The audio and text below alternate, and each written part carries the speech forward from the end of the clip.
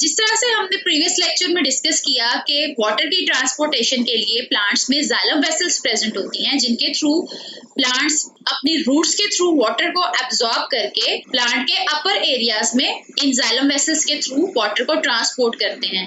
इसी तरह से फूड के ट्रांसपोर्टेशन के लिए प्लांट्स में फ्लोएम वेसल्स प्रेजेंट होती हैं, बट जाइलम वेसल्स से इस तरह से डिफरेंट होती हैं दैट जाइलम वेसल्स में तो वाटर की मूवमेंट की डायरेक्शन सिर्फ सिंगल होती है, यानी रूट से अपर पार्ट की तरफ वाटर मूव करता है, जबकि फ्लोएम वेसल्स में फूड की ट्रांसपोर्टेशन बोथ डायरेक्शंस में होती है, नीचे से ऊपर की तरफ भी और ऊपर से नीचे की तरफ। Phloem is responsible for transporting food substances throughout the plant. In most plants, food is transported in the form of sucrose. Phloem vessels में फूड की ट्रांसपोर्टेशन को डिस्कस करने से पहले हम इसके स्ट्रक्चर को भी डिस्कस करते हैं। जैसा कि इस डायग्राम में देखा जा सकता है that this one part is the sieve tube element. ये वाले जो सेल्स हैं इनको कंपेनियन सेल्स बोला जाता है। Here are present the lateral sieve area and these are the sieve tube plates. Sieve tube plate या sieve tube element इसको इसलिए बोला जाता है because sieve की तरह इसमें यहाँ पे pores present होते हैं जिनके थ्रू transportation of food का काम होता है। Then plants इस glucose को two forms में use करते हैं।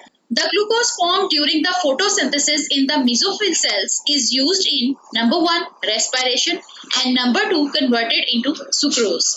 फोटोसिंथेसिस के प्रोसेस के थ्रू बनाया जाने वाला ग्लूकोज प्लांट्स कुछ तो रेस्पिरेशन के प्रोसेस में एनर्जी को गेन करने के लिए यूटिलाइज कर लेते हैं, जबकि बाकी का जो ग्लूकोज है वो सुक्रोज की फॉर्म में कन्वर्ट हो जाता है, सो दैट कि सुक्रोज की फॉर्म में इसको प्लांट अपनी बॉडी में स्टोर कर लेते हैं, so at the time of the need वो इसको यूटिलाइज कर सकें।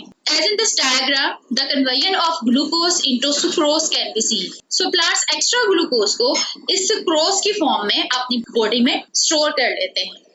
ये तो हो गई कि प्लांट्स किस तरह से फूड को सिंथेसाइज करते हैं। नेक्स्ट देखते हैं transportation of. There is present a mechanism known as pressure flow mechanism. Plants में फूड की ट्रांसपोर्टेशन इसी मैकेनिज्म के थ्रू होती है। In pressure flow mechanism the food is moved from the sources to sinks.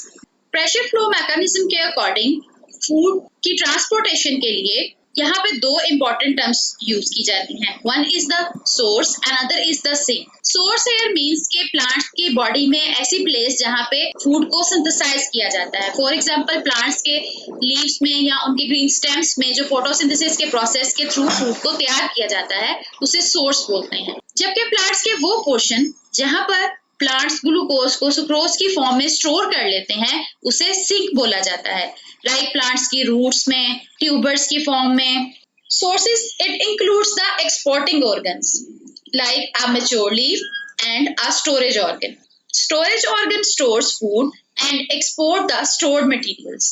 Sources में mature leaf आ जाता है जहाँ पे मैक्सिमम फोटोसिंथेसिस का प्रोसेस होता है और प्लांट्स फोटोसिंथेसिस के प्रोसेस के थ्रू अपने फूड को ग्लूकोज की फॉर्म में तैयार करते हैं। देन कुछ ग्लूकोज को तो वो रेस्पिरेशन के प्रोसेस में यूटिलाइज कर लेते हैं एनर्जी को गेन करने के लिए, जबकि रिमेनिंग ग्लूकोज को वो सुक्रोज की फॉर्म में स्टोर कर लेते हैं इनटू द स्टोरेज ऑर्गन्स।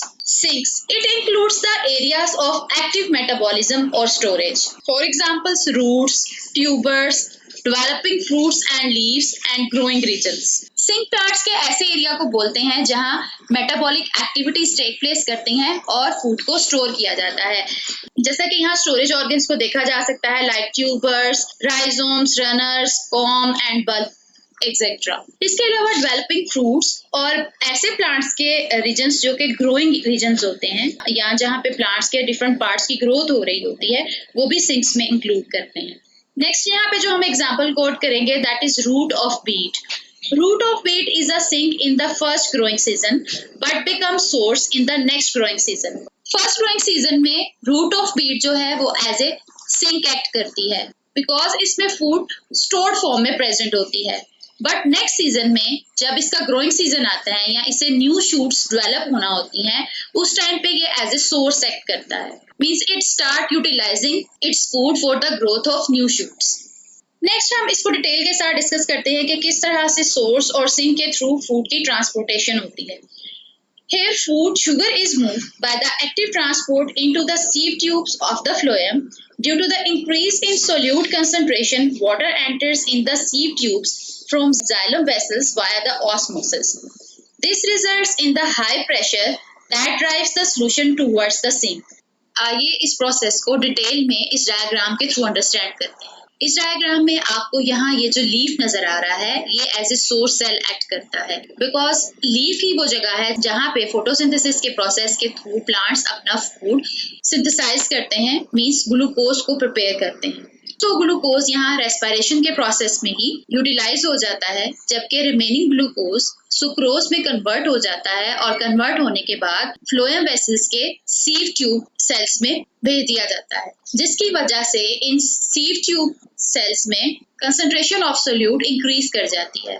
यहाँ पे सोल्यूट कंसंट्रेशन के इंक्रीज होने की वजह से ऑस्मोसिस के प्रोसेस के through water molecules xylem vessel से इन सीव प्लेट सेल्स में एंटर होते हैं। सो वाटर मॉलिक्यूल्स के यहाँ ऑस्मोसिस के थ्रू एंटर होने की वजह से प्रेशर जनरेट होता है, जिसकी वजह से सॉल्यूशन की फॉर्म में फूड सिंक की तरफ मूव करना शुरू कर देता है।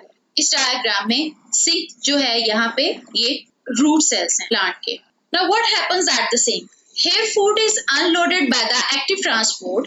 As water exits from the sieve tubes, it decreases the pressure in the sieve tubes and causes a mass flow from the high pressure at the source and low pressure at the sink.